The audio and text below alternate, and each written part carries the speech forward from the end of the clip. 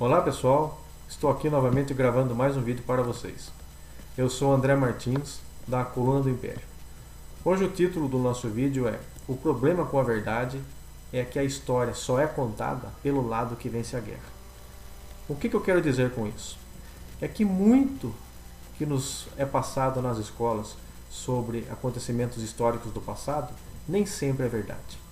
Tem muita coisa que às vezes nos é passado de forma errada. Por quê? Porque o próprio título já sugere isso do nosso vídeo. É que imagine assim, duas facções. Uma tem o poder, outra disputa o poder, enfim. Há uma guerra e geralmente um lado é dizimado totalmente. O que sobra é aquele lado vencedor. Então a história daquela batalha, daquela nova civilização, nos é contada por aqueles que sobraram. Eles contam a história da maneira deles. E o pessoal que foi vencido, como não sobrou quase ninguém, nós não sabemos o seu lado da história, não sabemos a realidade deles. Então não sabemos exatamente se aquilo que nos está sendo passado foi realmente a verdade dos fatos. E é o que aconteceu com a nossa proclamação da República. A forma como ela foi proclamada, por que ela foi proclamada e o que aconteceu com o Império. A realidade é totalmente diferente do que nos foi ensinado nas escolas.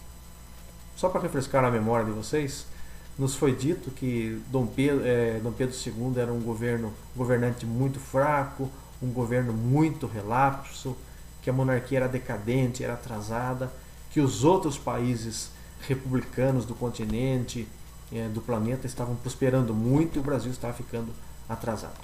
E que o Dom Pedro II permitia a corrupção no país e não fazia nada, era um governante omisso. Isso que nos é passado. E que o Marechal Deodoro, num rompante de patriotismo sem igual, resolve dar um golpe de Estado e proclamar a República, tirar o imperador do poder e assim trazer progresso e justiça à nossa nação. Lindo! É o que é passado nos livros. Mas isso é mentira. Mentiram para você. Mentiram para nós. Essa é a realidade. A realidade dos fatos é que Dom Pedro II era um excelente governante. Era um excelente governante respeitado em todo o planeta. Ele é respeitado até inclusive pelos americanos.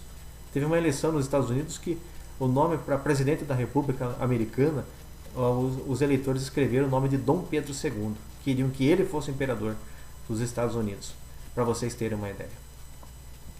A realidade da proclamação da República não é nada disso que foi passado para nós. Foi uma invenção que os republicanos publicaram a partir do século XX para que nós, crianças, crescêssemos doutrinados, para que nossos pais, nossos avós, bisavós, crescessem doutrinados, que esquecessem que a monarquia foi um excelente governo para o nosso país. Por que então ocorreu a proclamação da República? Porque uniram três facções que estavam descontentes com a monarquia. E essas facções queriam o poder. Quem eram eles? Os políticos, que queriam ter o poder nas mãos e poder fazer a bandalheira que vocês veem hoje.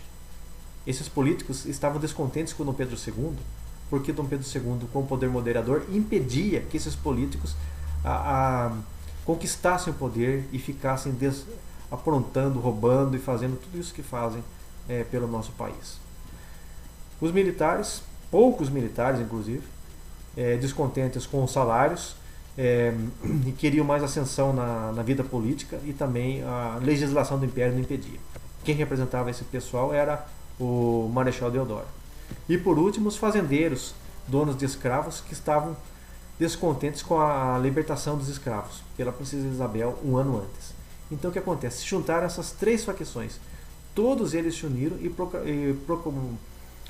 propuseram um golpe para derrubar o Dom Pedro do poder. Só que na verdade o Deodoro não sabia disso. O Deodoro não queria derrubar o Dom Pedro II. O Deodoro queria derrubar o presidente do Conselho de Ministros, ou seja, o equivalente hoje a primeiro-ministro. Ele não concordava com a administração do Visconde de Ouro Preto, porque na verdade Deodoro era muito indisciplinado, porque todo militar sabe que ele tem que obedecer ordens do seu superior. E Deodoro não aceitava receber ordens do Visconde. Essa é a realidade. Deodoro tinha problemas com isso.